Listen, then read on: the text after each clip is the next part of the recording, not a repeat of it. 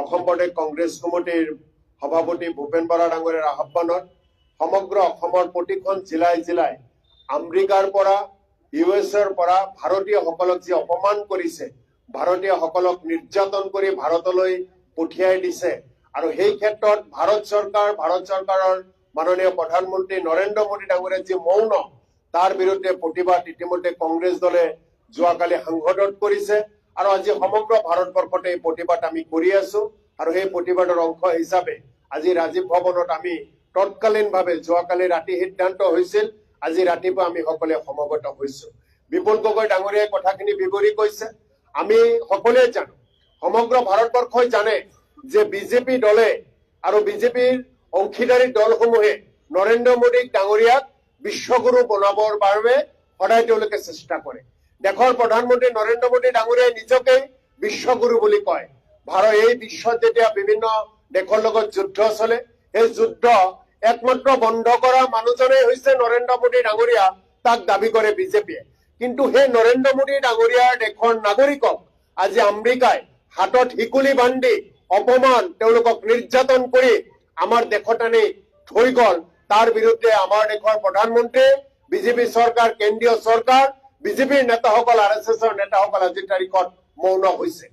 যেতিয়া ইউএছৰ পৰা বিমানৰ জৰিয়তে আমাৰ দেশৰ নাগৰিকসকলক নিৰ্যাতন কৰি হাতত হিকুলি বান্ধি আমাৰ দেশৰ মাটিত থৈ গৈছিল, সিদিনাই সেই মুহূৰ্তত সমগ্ৰ ভাৰতীয় মানুহে আজি কষ্ট হৈছিল। তেওঁলোকে সকলোৱে নিৰ্যাতন সহিব নোৱাৰি প্ৰতিজন মানুহৰ মন হাহাকাৰ কৰি উঠিছিল।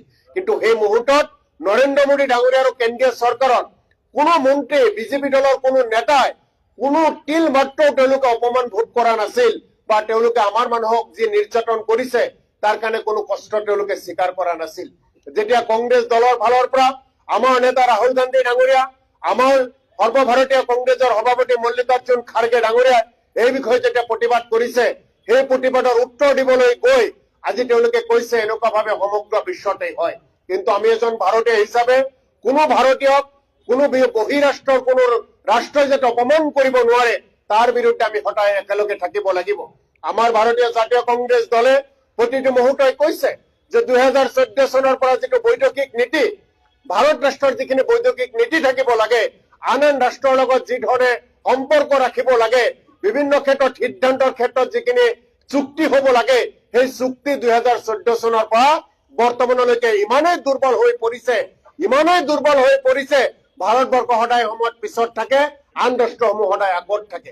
আৰু তাৰ প্ৰতিফলন আজি আমেৰিকাই যিখিনি কাম আমাৰ ভাৰতীয়সকলৰ লগত কৰিলে তাৰ মাজত ঘটিছে। কিন্তু তাৰ পিছতো আপোনালোকে যদি দেখে, নৰেন্দ্ৰ মোদী ডাঙৰীয়াই এই ক্ষেত্ৰত আজি কোনো এটা কথাই তেওঁ কোৱা নাই।